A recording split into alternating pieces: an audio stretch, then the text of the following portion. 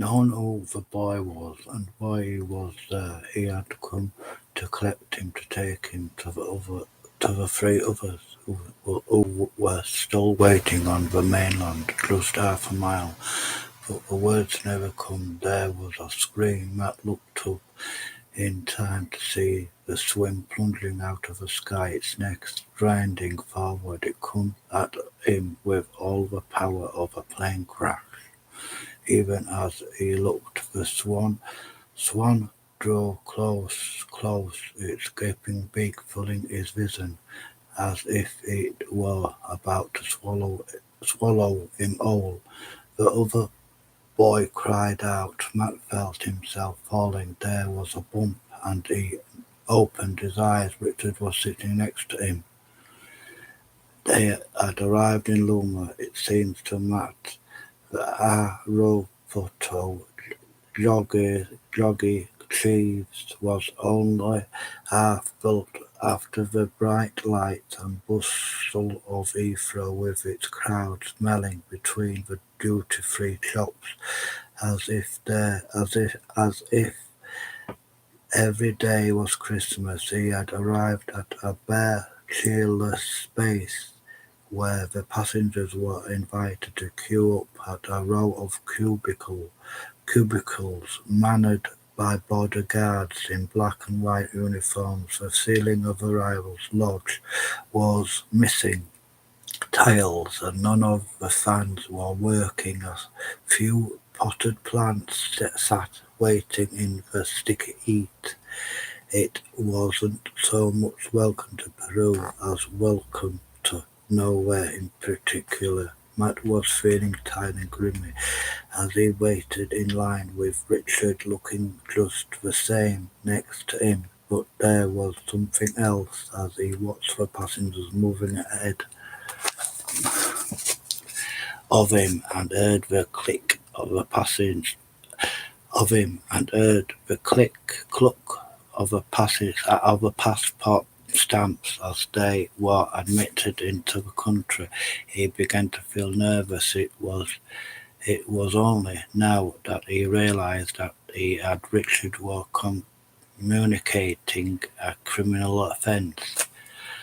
They were travelling with false passports. He supposed the Nixes know what it was doing, but even so it suddenly seemed less of a good idea. The two of them reached the front of the queue and found themselves facing a tired-looking official with suspicions etched on his face. Presumably that was his job, to be suspicious of everyone.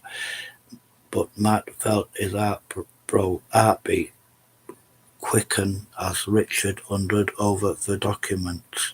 He glanced away. Part of the hall was held up by scaffolding, and there was a large sign hanging below: "No cruiser area." The Peligaro.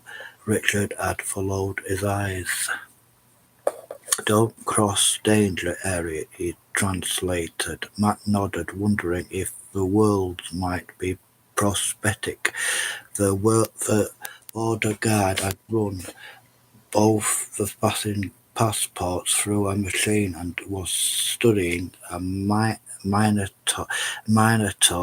Now he looked up.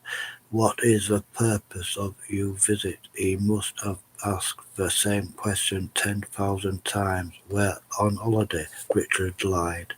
The stamp come down twice more, that was it. They were thought, and Matt was ignored with himself for being even slightly worried in the first place. It had been agreed that Fabian wouldn't come to the airport himself to collect them again.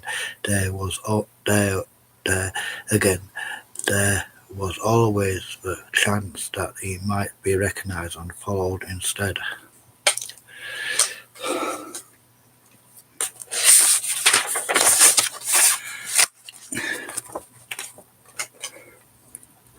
He would send a drive, and soon enough there was a stocky perusing in a white short-sleeved shirt, waiting for them after they had picked up the luggage. He was holding up a sign with the false names, Paul and Robert Carter, two brothers on holiday, nothing at all to do with Matt Freeman and Richard Cole, who had come here to save the world. Buenos dias, he said. Richard, how to take the case for them? I am Albert. Mr. Fairbairn sends you his good wishes. I hope you had a good fight. It was long, Richard said. The driver laughed. Long flight. Yes, you have come very far. Mr. Fairbairn is near. I take you to him. He laid them out of the airport, pushing through a crowd of noisy people. We immediately surrendered them, shouting taxi, taxi, and trying to snatch at their luggage. Matt was feeling really tired now. It was early evening, and a heavy darkness hung in the sky. The air was warm and smelled of diesel. He hoped it wouldn't take them too long to reach their destination. Their car was brand new, people carrier, and as the door slid shut and the driver turned on the engine, Matt felt the welcome chill of air condensating. He sank back in the leather seat with Richard beside him. Peru, Richard muttered. Yeah, Matt didn't know what to say. It's not as perverted as I'd imagined. Shouldn't there be lemurs?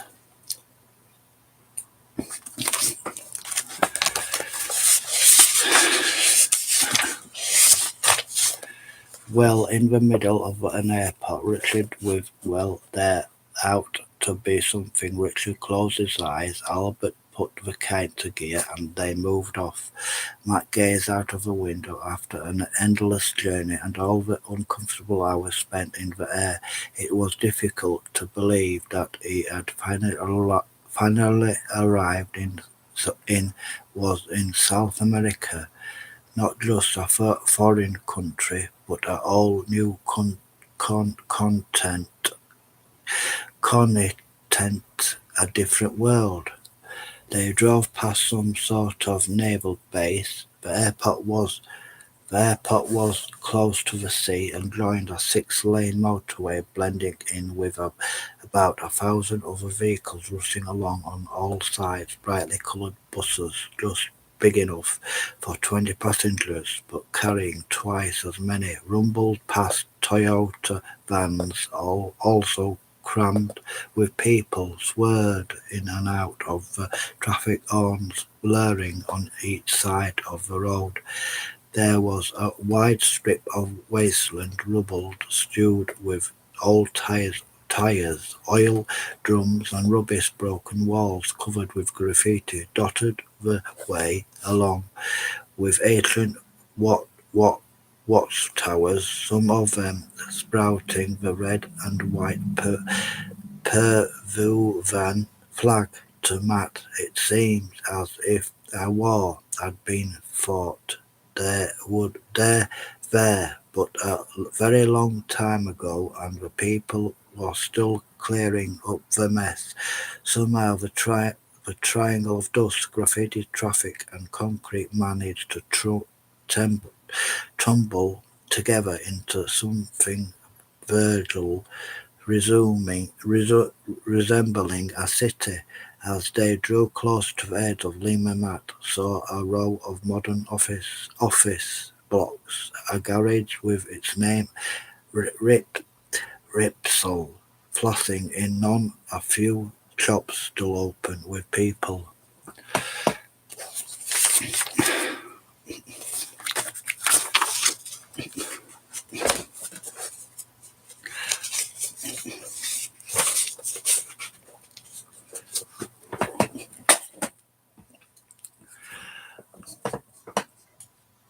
Subscribe at the bottom, like, thank you, click on my Instagram, my thumbnail.